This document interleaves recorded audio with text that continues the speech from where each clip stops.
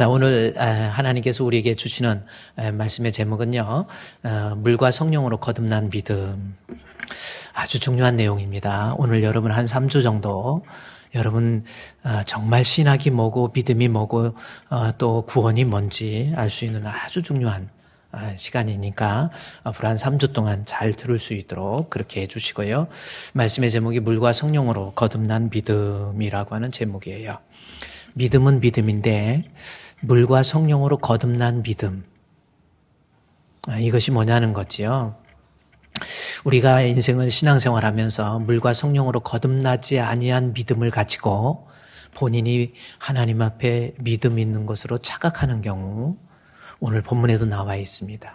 그래서 오늘 요한복음 3장에 있는 말씀을 통해서 물과 성령으로 거듭난 믿음을 통해서 우리가 모두가 다 구원 얻는 사람이 되자 해서 요한복음 3장에 있는 말씀, 이 물과 성령으로 거듭난 믿음, 이거 가지고 은혜를 나누고자 합니다.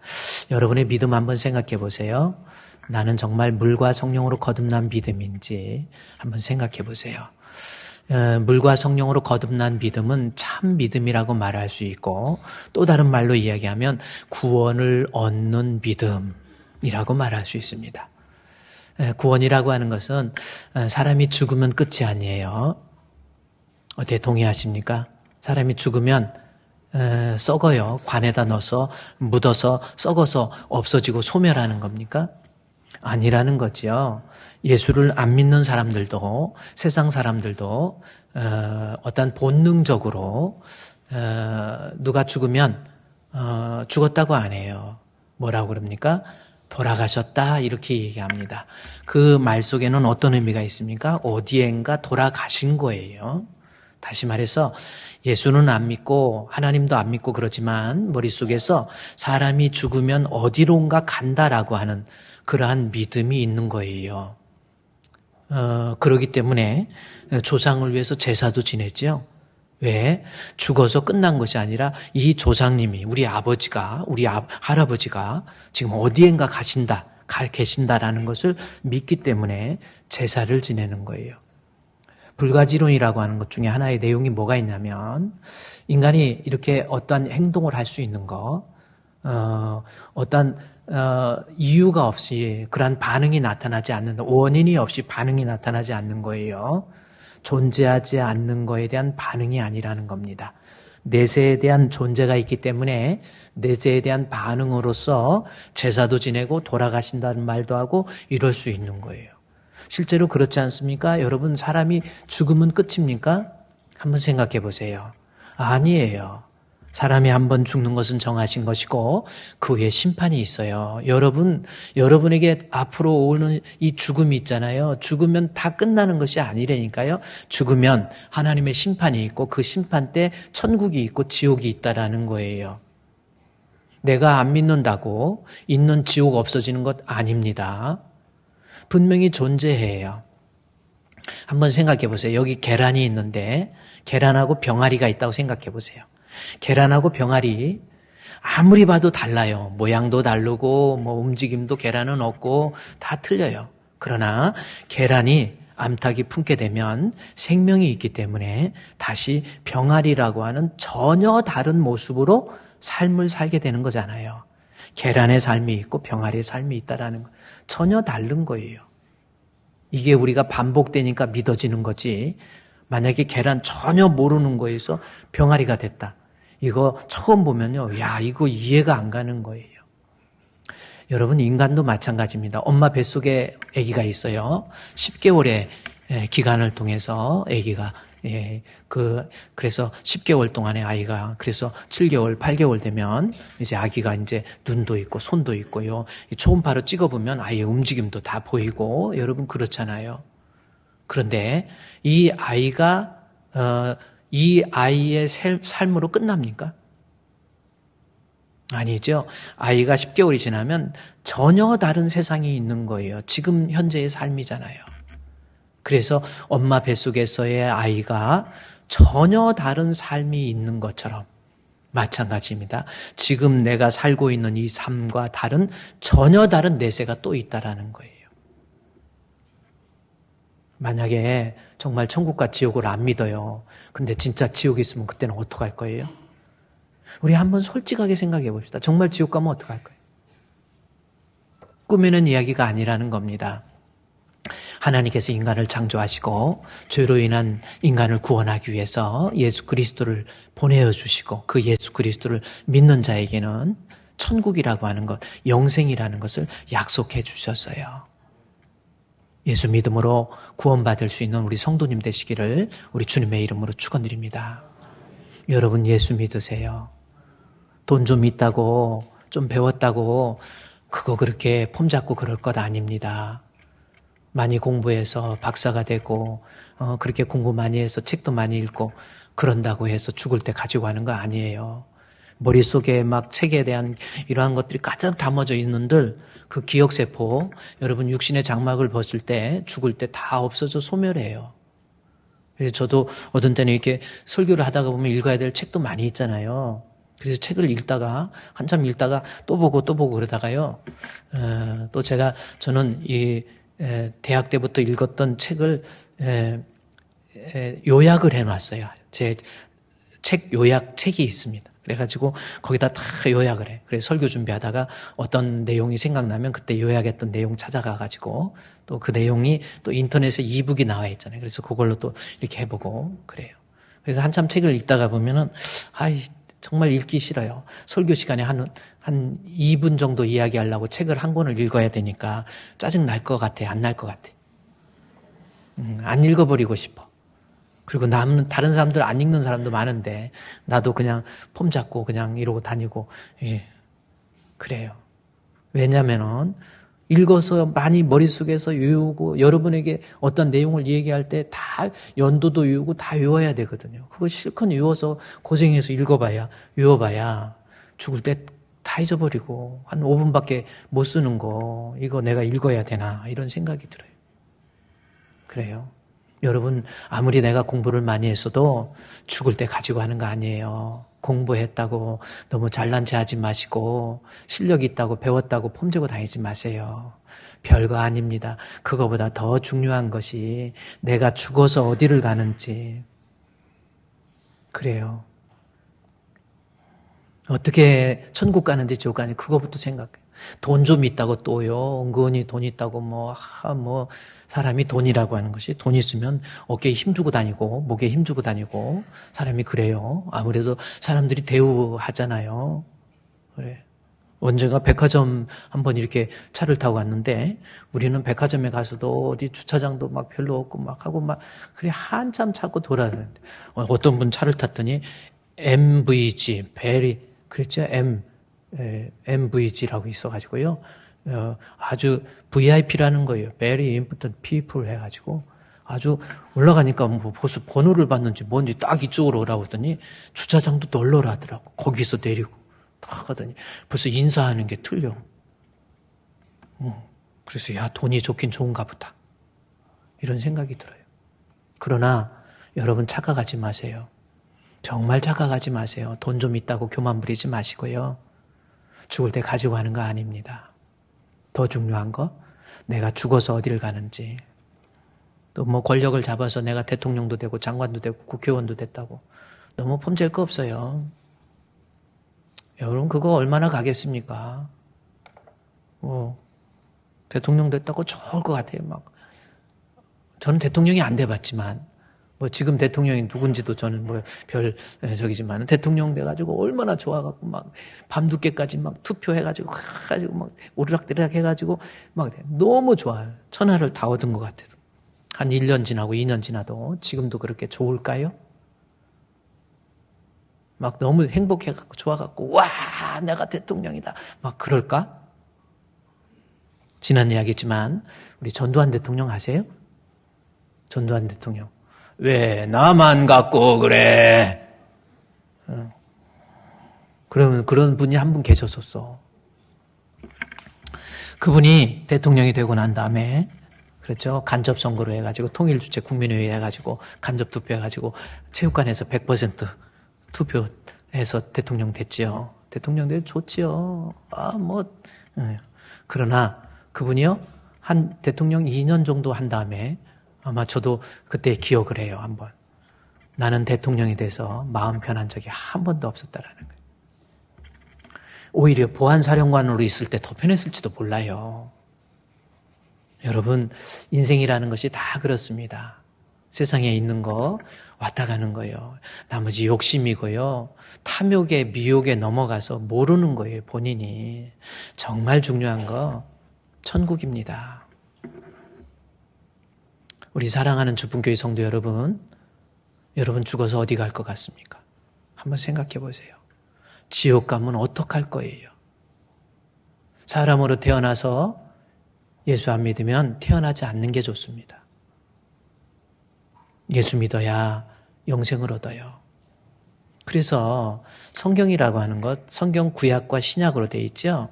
구약과 신약, 구약 성경 39권, 신약 27권. 그래서 66권의 성경입니다. 66권의 성경 아주 중요하죠. 거기에서 그 성경을 전체 66권을 요약하면 성경을 요한복음에서 요약을 할 수 있어요. 요한복음이라고 하는 것은 요한에 의해서 기록된 책인데 요한이 AD 90년에서 95년 사이에 다른 사도들은 AD 67년, 70년도에 다 죽어요. 근데 예수님의 사도 중에서 요한만 살아남았어요. 그리고 예수님께서 십자가에 못 박혀 죽으신 지 약 60년이 지난 AD 90년도에 마지막 순교를 앞두고 요한이 pat모섬에 유배가 됩니다. 이 pat모라고 하는 섬, 지금 그리스의 남부 해안 쪽으로 내려가서 남부 쪽에 약 20km 정도 떨어진 곳에 이 pat모라고 하는 조그마한 섬이 있는데 거기에서 이 요한이 순교를 앞두고 죽음을 앞두고 거기에서 있었던 거예요. 인생을 돌이켜보니까 인생이 너무 처량한 거예요. 다른 사도들은 다 죽었고 혼자만 남았고 백발이 성성한 그리고 죽음을 기다리고 있는 그러한 입장에서 pat모섬에서 유배됐을 때 아마 이 넘쳐오는 이 파도, 바다의 파도를 바라보면서 철썩거리는 파도를 바라보면서 아마 만감이 교차했을 것 같아요.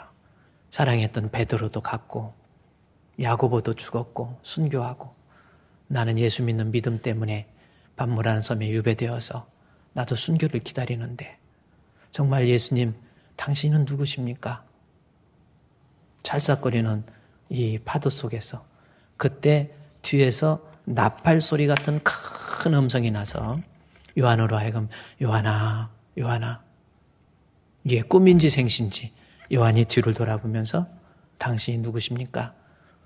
영광 중에 현연한 빛 가운데 현연한 주님의 모습을 보고 요한이 그 자리에서 엎드러져 죽은 자 같이 돼요.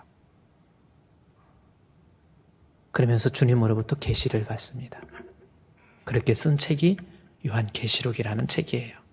지금 본 거 요한아 너 지금 본 거 그렇죠. 주님 앞에 변화된 주님의 모습 그리고 이제 있는 일 7교회 교회 그렇죠. 에베소 교회, 서문화교회, 버가모서, 사대, 빌라델피아, 라우디아 7교회 이제 있는 일 기록하고 5장부터 장차 될 일을 미래에 될 일을 기록하라. 해서 요한이 펜을 들어서 쓰는 거. 그게 바로 요한복음. 또 그때 당시에 있을 때 쓴 책이 요한복음, 그 다음에 요한 1, 2, 3서, 그 다음에 요한계시록. 이렇게 쓴 거예요. 그래서 요한복음이라고 하는 것이 신학적으로 어떤 의미가 있냐면 성경 전체 그래서 본인이 예수님이 십자가에 못 박혀 죽으시고 부활하시고 난 다음에 60년이 지나고 난 다음에 예수님의 사도들 다 죽고 혼자 남아있는 입장에서 우리 주님으로부터 받아서 계시를 쓰면서 도대체 기독교가 뭔가 도대체 예수 믿는다는 것이 무엇인지 도대체 신학이 뭔가 요한이 주님으로부터 계시를 받아서 쓴 책이 바로 요한복음, 요한 1, 2, 3서 그 다음에 요한계시록의 책입니다. 따라서 요한복음 오늘 우리가 보게 될 이 요한복음은 성경 전체의 내용을 요약해 놓은 거예요. 백발이 성성한 이 요한이 인생을 돌아서 보면서 도대체 기독교가 뭔지 이것을 요약하는 것이 요한복음, 요한 1, 2, 3서 그거예요. 따라서 우리가 성경이 복잡한 것 같아도 전체적인 내용을 제대로 알려면 요한복음을 알아야 돼요. 요한복음은 성경 전체의 요약입니다. 그리고 그 요한복음을 요약한 책이, 요약한 부분이 요한복음 3장입니다. 그리고 그 요한복음 3장을 요약한 부분이 성경 전체의 요약분이 여러분이 다른 건 몰라도 요 본문을 알고 있어야 돼요. 성경 전체는 뭘 말하고 싶었던 거예요? 요한복음 3장 16절에 있는 말씀이에요. 이것이 기독교예요. 이것이 성경 66권에서 하고 싶었던 말의 내용입니다. 뭡니까? 하나님이 세상을 이처럼 사랑하사 독생자를 주셨으니 이는 저를 믿는 자마다 멸망하지 않고 영생.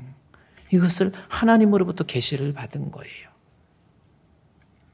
멸망하지 않고 영생. 뭐예요? 하나님이 세상을 그를 믿는 자마다 멸망하지 않고 영생. 멸망은 제가 여러분 저도 옛날에 장로 아들로 태어나서 믿음이 없어 봐서 알잖아요. 믿음이 없을 때는 멸망에 대해서 별 관심도 없어요. 그러나 여러분 금방입니다. 금방 근육 빠지고 힘 빠지고 입맛도 빠지고 귀도 어두워지고 인생 가는 거예요. 중요한 건 영생이잖아요. 영생, 천국 갈 수 있는 방법 딱 한 가지예요. 뭡니까? 그를 믿는 자. 근데 그에 대해서 이야기하죠. 그가 누굽니까? 예수님이거든요. 앞에 문장에 보면 예수님께서 말씀하신, 그래서 그를 믿는 자마다 해서 그가 예수님입니다. 예수 믿으면 영생. 아멘. 예수 믿으면 영생. 제가 예수 믿으면 하면 여러분 영생해야 돼요. 예수 믿으면 할렐루야. 이것이 성경 전체에서 말하고 싶었던 거예요. 그런데 그 예수님 믿는 믿음을 얘기하면서 요한복음 3장 16절에서 아주 중요한 이야기를 하죠. 뭡니까? 독생자라는 말을 해요. 너무 중요한 거예요. 내가 예수 믿으면 영생인데 믿음은 믿음인데 독생자라는, 예수님이 독생자라는 이야기를 합니다. 그렇죠? 독생자를 주셨으니 이는 그를 믿는 자마다. 독생하신 예수님, 그렇게 얘기해요. 그러면 이 말은 뭐예요? 하나님의 독생자, 우리는 독자, 2대 독자, 3대 독자에서 독생자, 그러면 하나님의 아들 하나 낳았다 이런 뜻인가요? 아니에요. 여기서 독생자라고 하는 의미는 예수를 믿어야 구원을 얻는데 예수님만 구원의 유일한 길이라고 하는 말씀이에요. 그게 독생자예요. 예수님 외에는 구원의 길이 없다라는 겁니다. 방법이 없다라는 거예요. 이 진리의 말씀은 그 어떤 명제와 어떠한 논리로서 바꿀 수도 없고 치환할 수도 없어요. 하나님 앞에 우리를 창조하시고, 아멘. 그렇죠? 우리가 존재하는 것, 나를 지으신 이는 우리 하나님이세요. 내가 그냥 태어난 겁니까? 아니에요. 나를 지으신 이가 하나님. 그렇죠? 나를 지으신 이는 하나님이에요. 어떻게 인간이 이렇게 이게 진화하고 이게 아니에요. 집마다 지은 이가 있을 때 만물을 지으신 이는 오직 하나님이세요. 우리 인간도 하나님. 이게요, 어떻게 이렇게 우연히 만들어집니까? 눈동자 하나를 봐도요, 이 귀 하나를 봐도요, 이거요, 어떻게 우연히 하나님이 이렇게 빚으셔서 만드신 거예요. 그렇죠? 이 귀도 참 희한해요. 귀도 이렇게 된, 이 귀때기가 괜히 있는 게 나는 왜 있는가 했어요? 왜 귀때기가 있나 했더니, 저 같은 경우는 안경 걸으라고. 이거 없으면 여기다 못을 박을 거예요? 뭐 할 거야?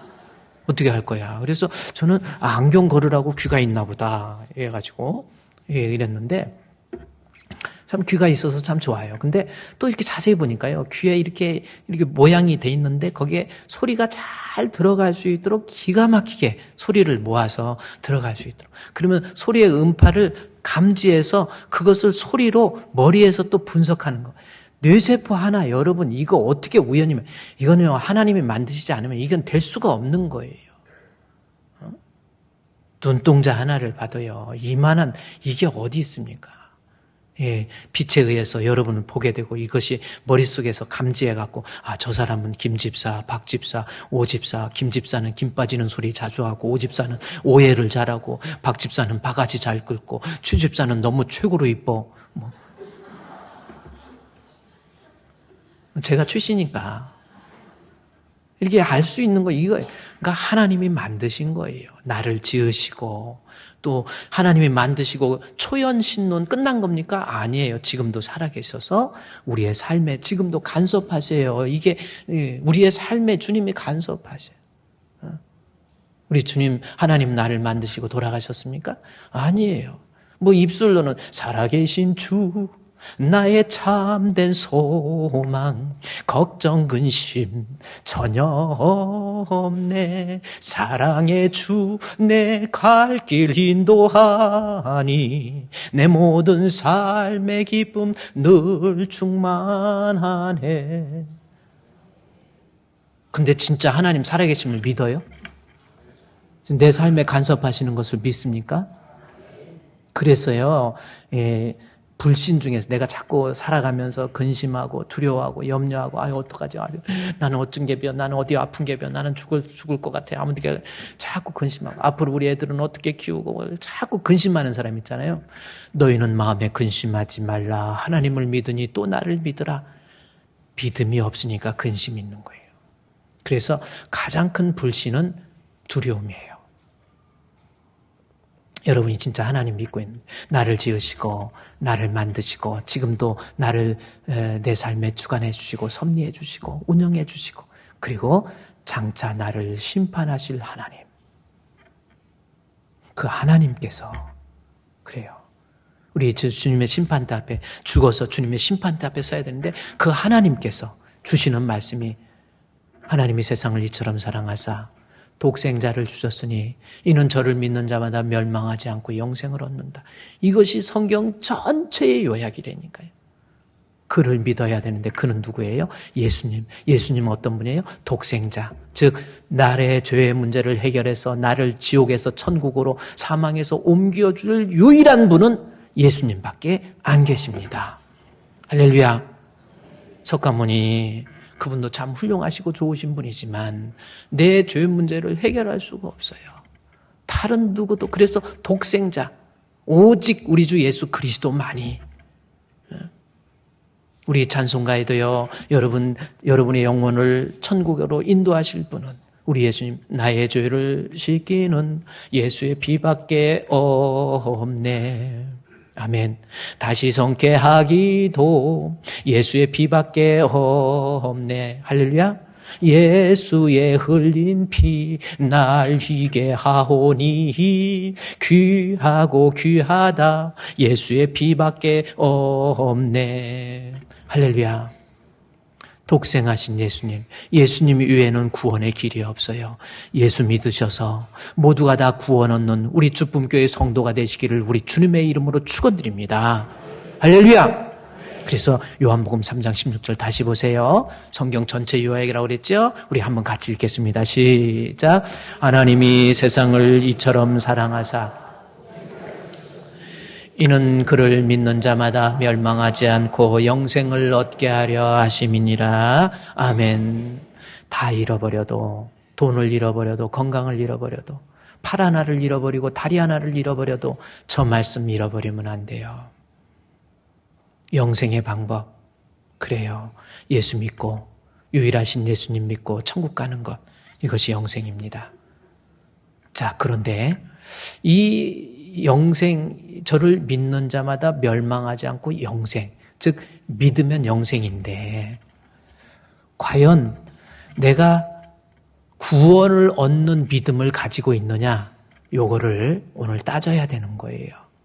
예수 믿어야 영생인데, 독생하신 예수님을 믿는 것이 영생인데 진짜 예수 믿는 믿음이 뭔지 여러분 좀 알고요. 오늘 말씀을 통해서 한 3주 정도의 말씀을 통해서 내가 진짜 예수 믿어야 돼요. 구원을 얻는 진짜 믿음은 요한복음 3장 5절에 나와 있는 겁니다. 예수께서 대답하시되 너무 중요하니까 진실로 트루리라고 하는 거예요. 어떤 사람은 말에 어떤 습관이 있어서 정말로 진짜로 그래서 기도할 때도 하나님 정말로 진실로 막 이런 말을 많이 하시는 분도 계셔. 그러니까 하도 뭐 강조하려고 그러는지는 모르지만 그래 계속 정말로 하나님. 그래서 어떤 사람이 교회를 새로 짓는데 하나님 어서 속기 빨리 속기 빨리 진짜 빨리 해가지고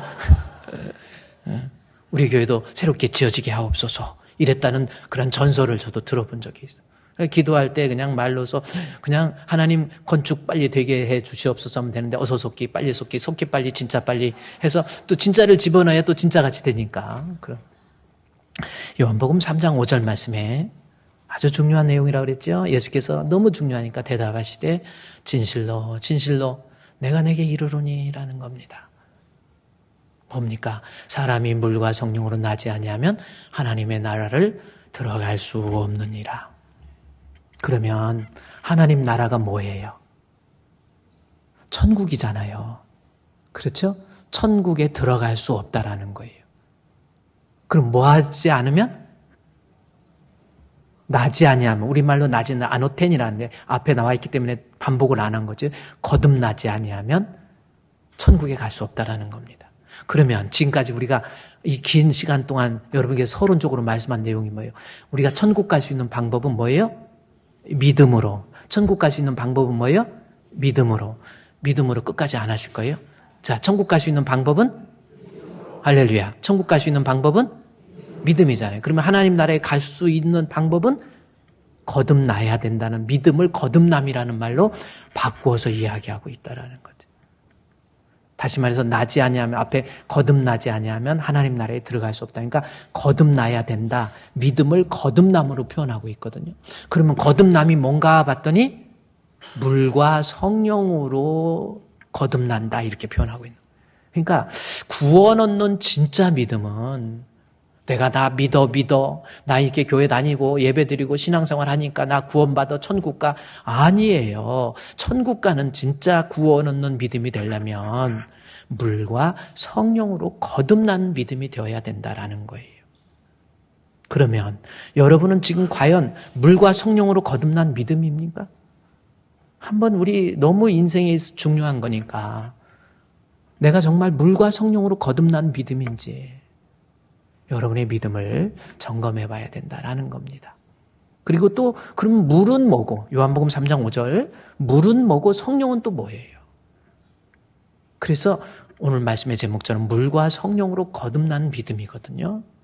그래서 물이 뭐고 성령이 또 뭔지 진짜 구원 얻는 믿음은 물과 성령으로 거듭나야 된다라는 거 이것을 이야기하고 있는데 그러면 물과 성령이 뭔지는 우리가 계속해서 공부하면서 살펴보기로 하고 어쨌든 예수 믿어야 천국 갑니다.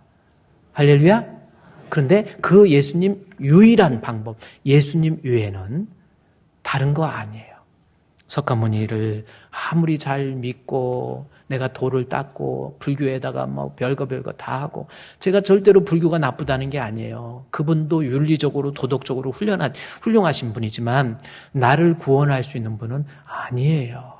내가 돌을 닦고 훈련난다. 크게 구원받는 게 아니에요. 내가 노력해서 구원은 예수 그리스도 유일하신 예수 그리스도를 믿는 것이 구원의 방법이라고 하는 거예요.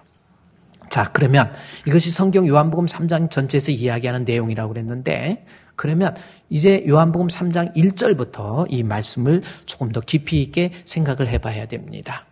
요한복음 3장 1절부터 이 말씀부터 우리가 말씀을 공부해야 돼요.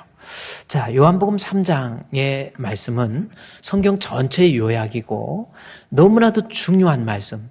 다른 건 다 몰라도 요한복음 3장에 있는 내용의 말씀만 다 이해해도 구원의 진리가 들어가 있기 때문에 요한복음 3장에 있는 말씀은 너무 중요하다라고 하는 겁니다. 그래서 제가 지금부터 설교하는 내용이 하나님 말씀이 원문에서 아니 저자의 의도에서 조금이라도 이탈하지 않기 위해서 제가 여러 가지 책을 참고했어요. 대표적인 책이 뭐냐면 마틴 로이드 존슨이 쓴 책이 있습니다. 1899년도에 태어나신 분이에요. 그래서 20세기 1900년도까지 살아 계시는 분인데 마틴 로이드 존슨 원래 의사입니다. 영국의 왕립 의사였는데 이분이 신학적인 내용들을 성경을 주석을 너무너무 잘해요. 그분이 쓴 요한복음 강해 라는 책이 있고 또 요한복음 3장을 집중적으로 강의한 요한복음 3장을 해설해 놓은 책이 있습니다. 그래서 마틴 로이드 존슨의 요한복음 강해라는 책을 참고했고요. 또 하나는 우리나라에서 한국의 석학 중에서 신약 중에서 대표적인 인물이 누구냐면 김세윤 교수라고 신약신학에 있어서의 대가입니다. 그분이 쓴 요한복음 강해라고 하는 책입니다. 김세윤 교수. 한번 사진 나왔으니까 눈을 감으신 분이 두 분이 계신데 이쪽을 보고 얘기해야 되겠네. 이쪽에서 눈을 감으신 분이 계세요. 정말 중요한 거. 제가 이렇게 목회하면서 느끼는 게 있다고 한다면 정말 구원의 진리와 아주 밀접한 아주 정말 성도들이 이 신앙생활하면서 들어야 될 말씀을 할 때는 그분이 무슨 약속이 있든지 뭐 여행을 가든지 무슨 이유가 있든지 그 시간에 빠져버리더라고요. 빠지든지 졸든지. 너무나도 중요한 거니. 근데 뭐 별로 슬렁슬렁 하는 것 같은데 정말 중요한데 딱 나와가지고 말씀 듣고 은혜 받는 사람이 있어요. 참 그렇습니다. 어쨌든 제가 요한복음 3장 강해를 하면서 요한복음 강해 바로 김세윤 박사입니다. 저도 이분한테 요한복음 강해에 대해서 설교 말씀을 직접 이분한테 제가 대학원에서 공부할 때 이분한테 직접 들었어요. 아주 키는 조그만한데 수염도 쭉 나시고 이렇게 하시고 아주 그래서 독일어도 기가 막히게 하시고요. 도에베레트 철학에 대해서도 이분이 독일어를 쓰고 아주 참 대단하신 분이에요. 이분이 쓴 책을 제가 참고했다라는 것을 여러분이 알아두시고요. 또 목사님이 막 누구 설교 왔다가 막 그대로 하네. 진리의 말씀은 그대로 해야지 어떡합니까? 꼭 그대로는 아니니까 그렇게 이해해 주시기 바랍니다. 구원은 예수님 외에는 하나님 독생하신 예수님 외에는 구원의 길이 없다. 그리고 예수 믿으면 영생이다. 이것이 요한복음 3장 전체의 내용이고 성경 전체의 핵심적인 하나님의 말씀이다라는 것을 말씀을 드렸습니다. 그러면 요한복음 3장 1절부터 이 말씀을 이제 해석을 하도록 하겠습니다. 3장 1절 한번 같이 읽을까요? 시작. 그런데 바리새인 중에 니고데모라고 하는 사람이 있으니 유대인의 지도자라. 아멘. 자, 요한이 성경의 가장 중요한 진리를 이끌기 위해서 요한복음 3장을 쓰면서 3장 1절에서 첫 번째 하신 말씀이 요한이 그런데 바리새인 중에 니고데모라는 사람이 있으니 유대인의 지도자다 해서 니고데모라고 하는 사람이 등장을 합니다. 그래요. 그러면 그냥 니고데모가 있으니 다른 성경에 보면 도마가 가로되 뭐 도마가 말하되 도마가 여쭈오되 뭐 빌립이 말하되 뭐 이렇게 나와 있는데 왜 니고데모라고 하는 사람에는 그 앞뒤에 그 프로필을 썼냐는 거지요. 뭐가 있습니까? 요한복음 3장 1절에 그런데 누구예요? 바리새인 중에 니고데모. 이 바리새인이라는 말을 썼을 때는 그만한 의도가 있지 않을까요? 굳이 뭐 바리새인이라는 말을 왜 썼을까요? 유대의 지도자라는 말은 또 왜 썼을까요? 라는 거 하는 거지요. 이것은 요한복음 3장 16절을 지향하면서 그것을 바라보면서 그것을 말하기 위해서 요한이 먼저 도입한 부분이거든요. 독생하신 예수님. 예수 그 독생하신 예수님만 믿게 될 때 영생을 얻는다. 이 말을 하기 위해서 그 도입 부분에서 니고데모를 끌어들인 것이고 니고데모라고 하는 사람에 대해서 일부러 이 니고데모라고 하는 사람은 바리새인 중에 니고데모라고 하는 겁니다. 그리고 유대의 지도자였다라고 하는 거죠.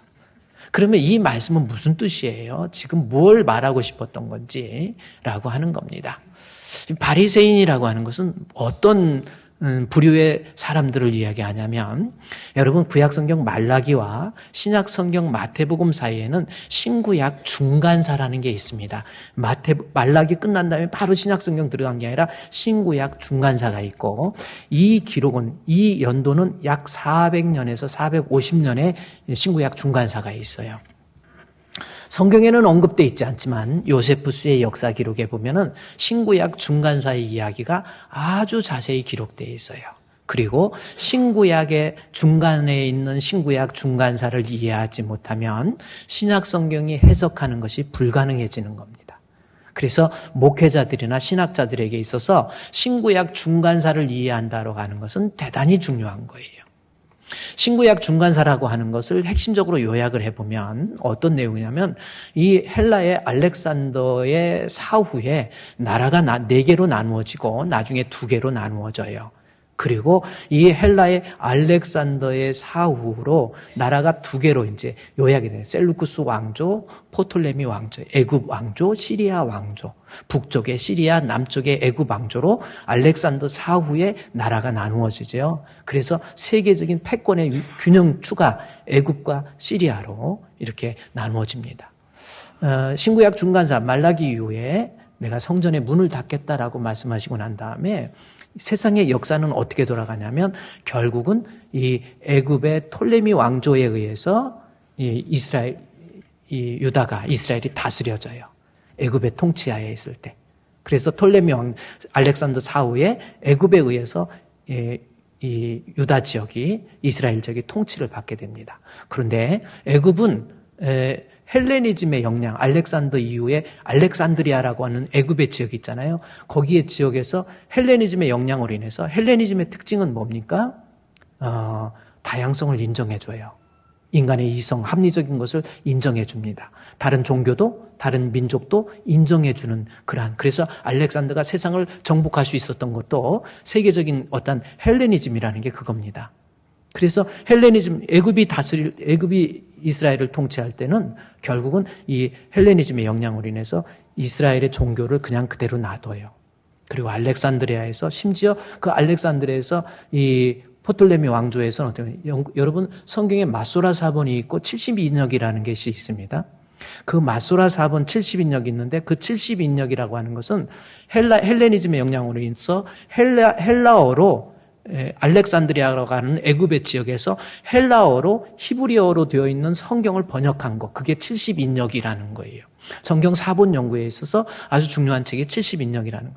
헬라어로 번역까지 해줘요. 그런데 북쪽의 시리아가 힘을 확장하면서 이제 이스라엘은 시리아에 의해서 다스림을 받게 됐지요. 시리아에서 다스림을 받게 되니까 이때부터 이스라엘의 민족주의, 종교, 이 헤브라이즘을 억압하기 시작하는 거예요. 북쪽의 그 시리아의 셀루쿠스 왕조의 유명한 안티오쿠스 에피파네스라고 하는 사람입니다. 이 사람이 이스라엘을 억압하고 압박하면서 이스라엘에 진입을 해갖고 진입을 해서 애굽의 색깔을 없애고 이스라엘을 진압하면서 거기에서 유다를 없애기 위한 방법이 뭐냐면 성전에 난입을 해요. 유대인들의 생명과 같이 여기는 성전에 난입을 해가지고 유대인들이 제일 싫어하는 돼지 피를 뿌리고 거기에 자기의 황제, 즉 셀루쿠스 왕조를 상징하는 이 독수리 문양의 깃발을 성전 가운데다 꽂아버립니다. 법궤 있는 데다. 유대인 잘못 건드렸어요. 지금 하마스가 유대인 잘못 건드린 것처럼 잘못 건드렸어요. 거기에서 유대인들이 대봉기를 일으킵니다. 그 대봉기를 일으켰던 최고의 핵심이 누구냐면 마카비라고 하는 사람이에요. 그래서 그것을 리버레이션 오브 마카비 해가지고 마카비 혁명이 일어나는 거예요. 그 셀루쿠스 왕조에 저항을 합니다. 그래가지고 이 마카비 혁명을 통해서 이스라엘이 독립을 해버려요. 셀루쿠스 왕조를 물리칩니다. 그리고 성전에 더러웠던 것 다 청소해서 거기에서 수전절이라고 하는 것이 나오는 거예요. 성전 청결합니다. 그리고 마카비가 혁명을 일으킨 다음에 자기의 친족, 자기의 가족을 왕으로 세웁니다. 그것이 말하면 하스몬 왕조예요. 그래서 BC 169년도부터 하스몬 왕조가 쭉 이어지다가 BC 27년에 로마라고 하는, 물론 그 전에 카이저가 등장하고 로마의 황제 아우구스투스라고 하는 황제가 등장하면서 이스라엘이 다스려지는 거예요. 그래서 신구약 중간사에는 그 하스몬 왕조에 의해서 이스라엘이 독립국가로 존재하고 있었어요. 로마가 출현하기 전까지. 그런데 그때 독립국가로 있을 때 그때 생겨난 종교적 분파가 뭐냐면 사두개인, 바리새파, 열심당원, 거기 그때 다 생긴 거예요. 그래서 우리 신약성경에 이 가룟유다도 열심당원이었잖아요. 그 분파들이 막 생긴 거예요. 그리고 그 중에서 바리새인이라고 하는 것은 신구약 중간사 169년 이후부터 생겨난 이 종교적 분파였던 바리새인들의 특징이 뭡니까? 바리새에서 세상과 완전히 분리해서 자기들은 철저하게 율법, 하나님 말씀, 오직 하나님만 사랑하고 내가 철저하게 금욕하고 금식하고 또 하나님 앞에 내가 신앙적으로 철저하게, 이 사람이 바로 바리새인 중이라고 하는 겁니다. 그래서 율법을 최고의 가치로 알고 늘 율법을 묵상하고 율법대로 살아가고 율법을 읊조리고 율법에 대해서 상고하고 율법에 대해서 다시 한번 생각하면서 율법이 그들의 삶이었어요. 왜 그렇습니까? 율법을 통해서 그들이 생각하는 거, 유대주의 율법이라고 하는 것을 통해서 그들이 율법을 통해서 하나님의 의에 도달하고 율법을 통해서 천국에 간다라고 하는 그러한 생각 때문에 오직 율법이에요. 아침부터 저녁까지 율법을 연구하고 또 묵상하고 율법에 대해서 모세 오경에 대해서 시편에 대해서 다 외워요. 시편 150편 다 외웁니다. 이 바리새파에 있는 사람들은 그냥 밥만 먹고 계속 율법 외우고 암송하고 이마에 새기고 막 그런 말이 거기 나온 거예요. 계속해서 율법 새기고 읽고 듣고 묵상하고 또 뭐 이런 모습들이 바리새인들이었다라는 거죠.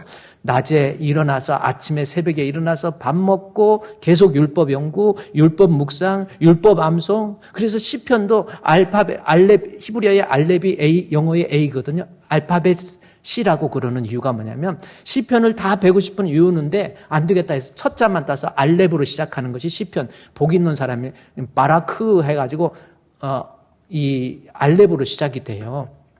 아슈레이 하유시 영어로 보면 A로 시작하는. 그래서 A를 놓고 거기서 이제 A로 약간 복 있는 사람은 다 외우는 거예요. 그다음에 B로 시작하고 다 C, D. 이래 다 율법이에요. 율법에 목숨 걸고 자기들은 율법만이 하나님의 의에 도달할 수 있는 유일한 방법. 그렇게 생각한 사람입니다. 그래서 요한복음 3장 1절에 지금 여러분은 아주 중요한 내용이죠. 요한이 예수만이 구원의 길이라고 하는 것을, 독생하신 예수님을 믿어야 구원받는다라는 것을 말하기에 앞서서 3장 1절에 니고데모를 등장시킨 이유가 바로 그거예요. 율법에 대해서 내가 하루 종일 묵상하고 율법에 있어서 내가 늘 율법을 연구하고 그 율법대로 내가 살아가는, 그게 바리새인. 그렇게 살아간 거예요. 심지어 이 바리새인 중에 니고데모는 유대의 지도자라고 그랬죠. 여기서 지도자는 산헤드린 공회의 의원입니다. 70명으로 구성되어 있어요. 이들은 뭡니까? 산헤드린 공회는 신구약 중간세에서부터 그들은 어떤 유대를 다스리는 통치자로서 산헤드린 공회의 의원들이 있었는데, 이들은 어떤 의미예요? 율법에 대해서 최고라는 뜻입니다.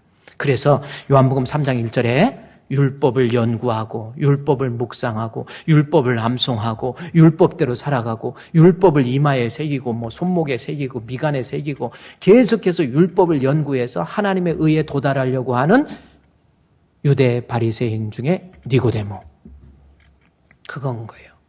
그런데 이 율법에는 하나님의 의, 하나님의 구원이 없다라고 하는 것, 이것을 말하고 싶어서 율법대로 바리새인대로 살아갔지만, 유대의 지도자 산헤드린 공회의 의원이 돼서 율법에 철저했지만 그 율법은 요한이 표현을 합니다. 3장 2절에 뭐라고 표현해요? 자, 드디어 3장 16절을 지향하면서 3장 1절과 2절을 해석을 해야 돼요. 구원은 유일한 길은 예수님. 그런데 율법에 대해서 아무리 노력하고 연구하고 율법을 묵상하고 율법을 삶의 표준으로 삼아본들 그 율법은 그가, 자 3장 2절 시작, 그가 밤에 예수께 와서 이르되 라비여 우리가 당신은 하나님께로부터 오신 됐어요. 거기까지만. 자, 이 본문의 3장 2절 말씀에서 율법은 구원 얻는 길이 아니다라는 표현을 합니다. 그 단어를 찾으세요. 요한이 그 단어를, 율법은 구원 얻는 길이, 아무리 율법을 가지고 의를 세워봐야 하나님의 의에 도달할 수 없다라고 하는 것을 요한이 이야기해 주는 거예요. 그 뭡니까? 중요한 단어 뭐예요?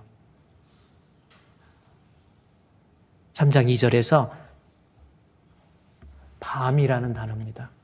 먹는 밤이 아니고, 그래요. 밤 얘기가 나왔으니까 그런데 가을에 밤 막 알밤 있잖아요. 그 정말 맛있잖아요, 그 밤. 근데 밤 이렇게 저도 이렇게 밤이 좀 있어서 좀 먹고 싶어서 깔라고 그러는데 까다가 짜증 나가지고 그래서 제가 아내한테 물어봤어요. 여보, 다른 사람들도 밤을 먹을 텐데 이거 일일이 이렇게 까먹어? 물어봤어. 성질 급한 사람은 입으로 째가지고 그냥 빨아먹고 버리고 그러잖아요. 근데 아까운 것 같아, 이렇게. 근데 어쨌든 저기 3장 2절에 지금 밤 얘기, 그 밤이 아니고 여기서 밤은, 근데 그가 니고데모가, 율법에 아주 열심이었던 니고데모가 밤에 예수께 와서 이르시되라는 겁니다. 근데 여기서 밤이 왜 중요하냐면, 왜 굳이 요한은 니고데모가 예수님께 와서 이야기하는 것을 꼭 밤에 왔다고 강조했냐는 거예요. 왜 밤을 여기다 집어넣은 거예요? 왜 밤에 왔다라는 것을 얘기할까요? 이 내용은 여러분이 이때 당시에 유대인들의 관습을 이해하지 못하면 해석이 또 안 되는 내용입니다. 여기서 밤이라는 것은 뭐냐면, 유대인들, 특별히 율법에 있어서 최고인 율법학자들, 바리새인들, 서기관들, 유대의 사내들인 공회인들은 아침에 일어나서 하루 종일 율법을 묵상하고 그 같은 말 또 묵상하고 또 되씹고 또 읊조리고 그 말씀 연구하고 서로 토론하고 하루 종일.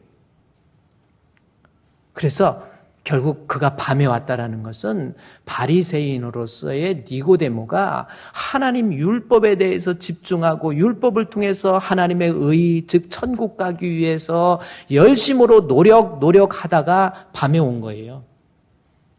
지금 그것을 요한이 말하고 싶은 거예요. 밤에 그냥 낮에 계속해서 하나님 말씀 율법 가지고 그들이 노력을 했지만은 그것은, 그래서 이건 밤새도록 아니고 낮새도록이네. 낮새도록 성경 율법 그들에게 있어 토라지요. 율법을 연구하고 묵상하고 그렇게 연구해봐야 그것은 하나의 밤에 불과한 거다. 또 이 밤이 가지고 있는 건 연구했다라는 의미도 있지만은, 요한이 이 밤이라고 하는 단어를 다른 성경에서 어떤 의미로 사용하고 있냐면, 요한복음 11장 9절에서 말씀에서 보면 이런 말씀이 있어요. 밤은 어두움 혹은 하나님이 함께하지 않는 또는 사탄의 역사, 이것을 표현할 때 요한이 밤이라는 단어를 써요. 이게 지나친 알레고리칼한 인터프리테이션이라고 그러죠. 지나친 알레고리적 해석이 아니라 요한이 실제로 요한 신학에서 밤의 의미는 뭐냐면, 예수께서 대답하실 때 낮이 12시간이 아니냐, 사람이 낮에 다니면 이 세상의 빛을 보므로 실족하지 않는다. 그래서 밤에는 마귀의 역사로 인해서 내가 넘어지고 실족하고 이런 의미예요. 그 다음 절 말씀해 봐도 뭐라고 얘기합니까? 밤에 다니면 빛이 그 사람 안에 없는 고로 해서 이 말씀이 나옵니다. 밤 나오죠? 밤은 어두움, 사탄의 세력. 빛 하면은 바로 우리 빛 대신 예수 그리스도, 내가 곧 세상의 빛이라 해서 예수님 이야기를 이야기하고, 그래서 밤은 어두움, 마귀의 역사, 그리고 하나님이 함께하지 않는 그러한 의미로서 사용하고 있다라는 겁니다. 조금 더 13장 30절, 요한복음 13장 30절 말씀해 봐도 바로 그 말씀이 있어요. 요한복음 13장 30절에 유다가 예수님 십자가에 못 박기 위해 돈 주고 팔지요. 예수님이 떡을 주면서 너 회개해. 그럴 때 떡을 받고 지나갑니다. 그런데 그때가 밤이니라, 이 말. 뭐 굳이 밤이라고 얘기를 왜 썼겠어요?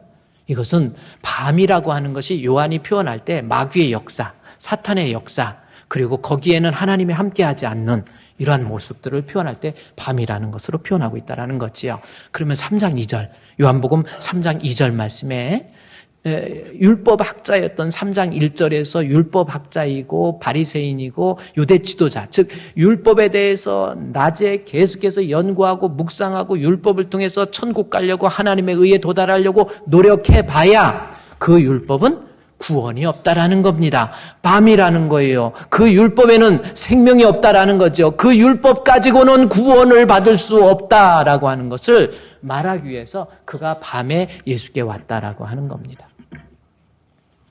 좀 더 여러분 이해가, 이거는요, 여러분이, 제가 이 마틴 로이드 존슨도 이 부분에 대해서 아주 요한복음 3장 강의하면서 이 밤이라고 요한이 표현한 것은 율법의 의의로는 내가 구원받을 수 없다라고 하는 것을 요한이 강력하게 말하고 싶었던 거예요. 제 아무리 율법을 많이 연구하고 율법대로 살아가고, 다시 말해서 유대교회는 구원이 없다라고 하는 것, 이것을 말하고 싶었다라는 겁니다.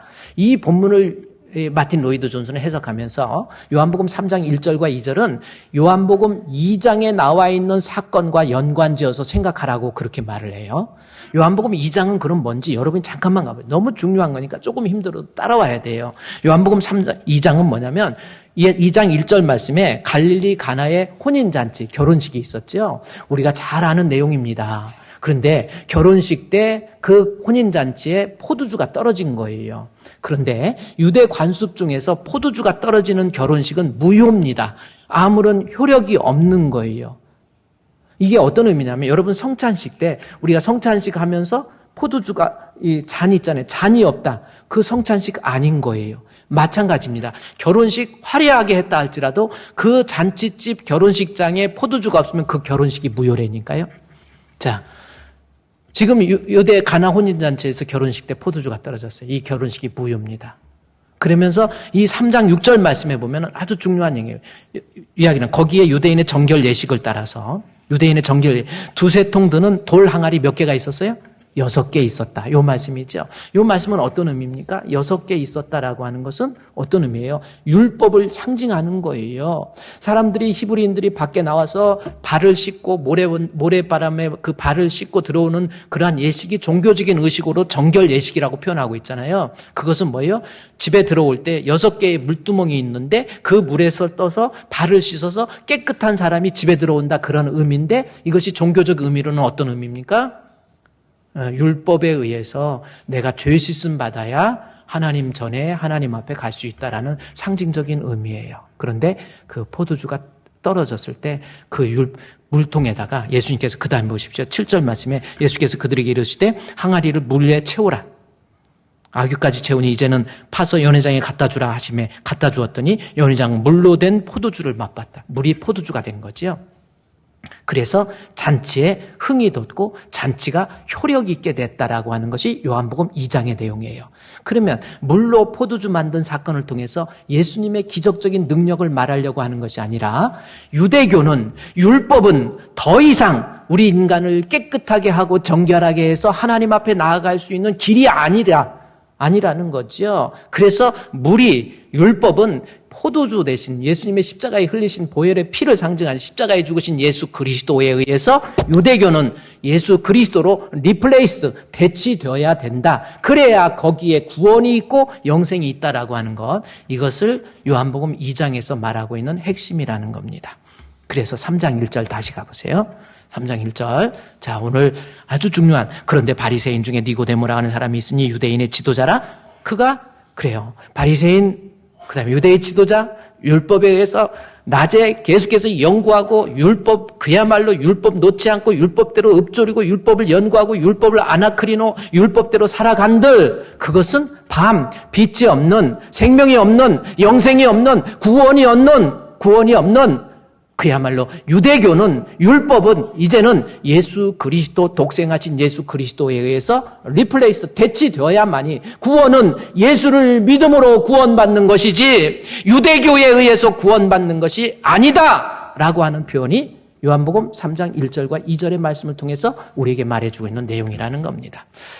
자, 그러면 요한복음 2장에서 여러분, 율법 6개의 물 항아리, 율법을 통해서 깨끗하게 되는 게 아니고 구원 얻는 게 아니라는 것을 얘기하면서, 요한복음 3장에서 하나님이 세상을 이처럼 독생자 예수 그리스도를 믿는 믿음으로, 물과 포도주, 물과 성령으로 우리가 구원을 얻는다고 그랬는데, 요한복음 4장에 가서 이제 내용이 나옵니다. 이 4장은 밤과 연결져서 생각을 해야 돼요. 3장 2절에. 요한복음 4장은 어떤 내용입니까? 사마리아 여인의 이야기가 나와요.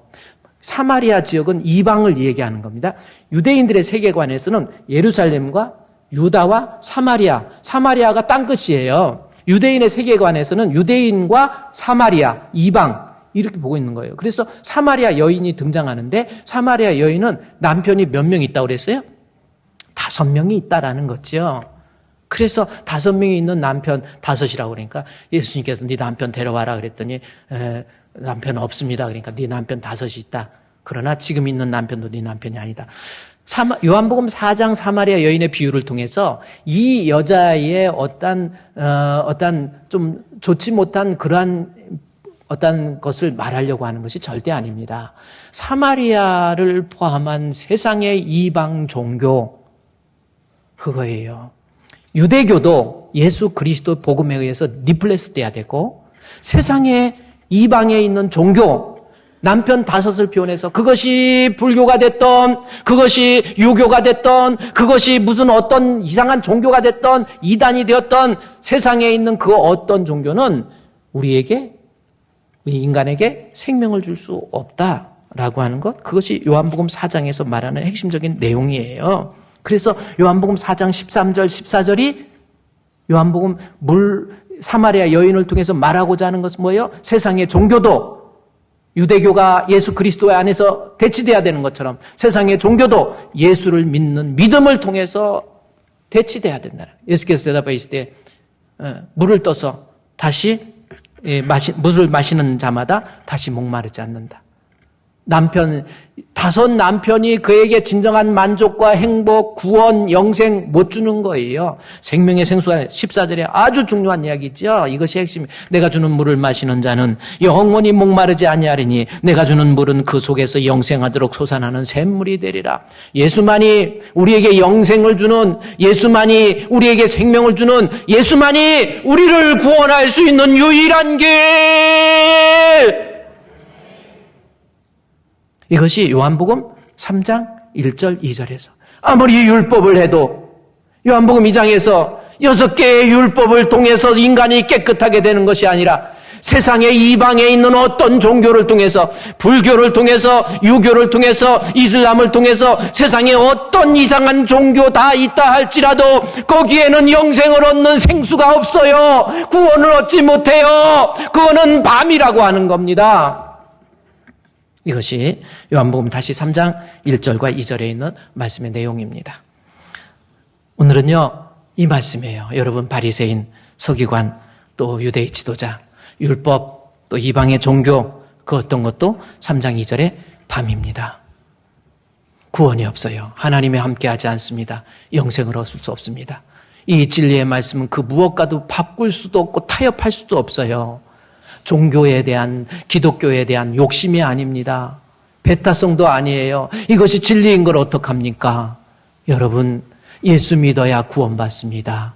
독생하신 예수 믿음으로 구원받을 수 있는 우리 주품교회 성도가 되시기를 우리 주님의 이름으로 축원드립니다.